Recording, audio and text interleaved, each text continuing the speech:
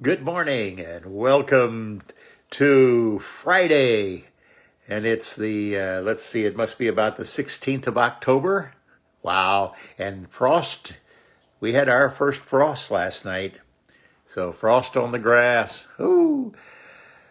It's not only scriptures, but songs sometimes that really touch you. And as I lay awake the other night, this song came to my mind. And so I looked it up and I want to read the first verse to you. I walked today where Jesus walked in days of long ago.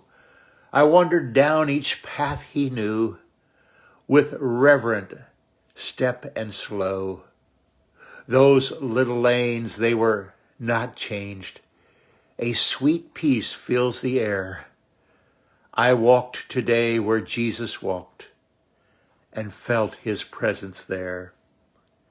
Oh, I tell you, if you ever get to do that, that's a wonderful thing. A year ago in November, we were in Capernaum, all of Israel, but Capernaum, and I recall standing with Karen next to the house of Peter's mother-in-law. I looked down at the excavation, and you could see the entrance in, first century entrance in, that they had dug up. And then across the street was of course, that house was where not only Peter lived, but Jesus spent much of his time living there. Right across the street was the synagogue. And of course, it's not the same synagogue as when Jesus was there, but on the lower level, if you could reach out and touch the rocks that were the foundation of the one that Jesus taught in. And then, but the most impactful moment was walking from the house out around a line of trees, and there was the Sea of Galilee, of course.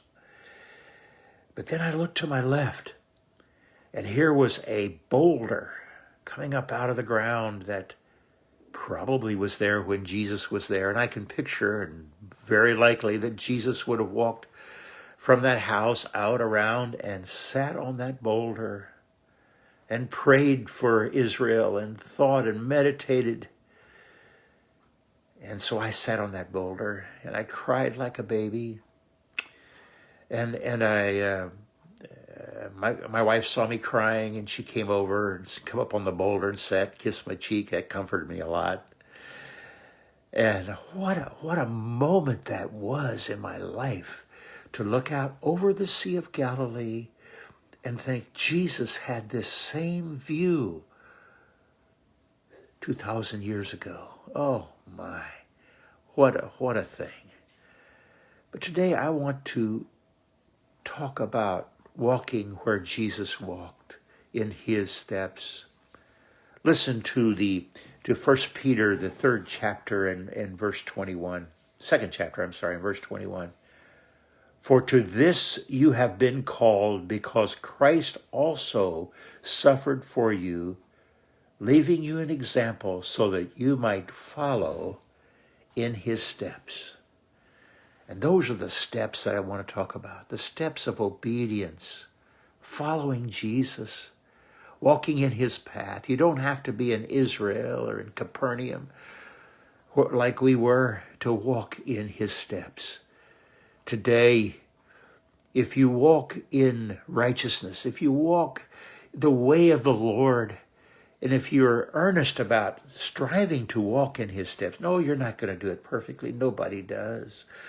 But we strive to walk the way that he wants us to walk. And we strive to go the way he wants us to go.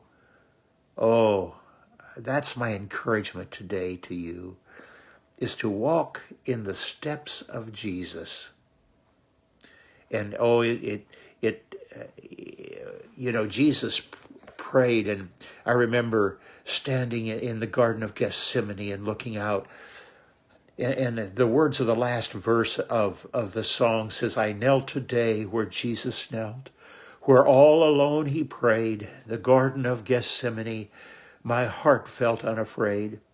I picked my heavy burdens up, and And with him by my side, I climbed the hill of Calvary. Oh, I climbed the hill of Calvary, where on the cross he died. Oh, my friends, we need to go in prayer, kneel in prayer, and talk to the Lord. Lay our burdens there and leave them there with him and walk with him. He had burdens. Even as God in the flesh, he had burdens on this earth. Oh, that this cup might pass from me. Nevertheless, not my will, he said, but thine be done. You see, we have burdens today, and you have burdens. And to walk with Jesus means to kneel at the cross and leave our burdens there. Leave them there and let him take care of them, and walk freely because of the blood of Jesus. Walk freely because he died for us. Oh yes, friends, I walked where Jesus walked, and you can walk today where Jesus walked. God bless you, and I hope this will be a great Friday. Thank you.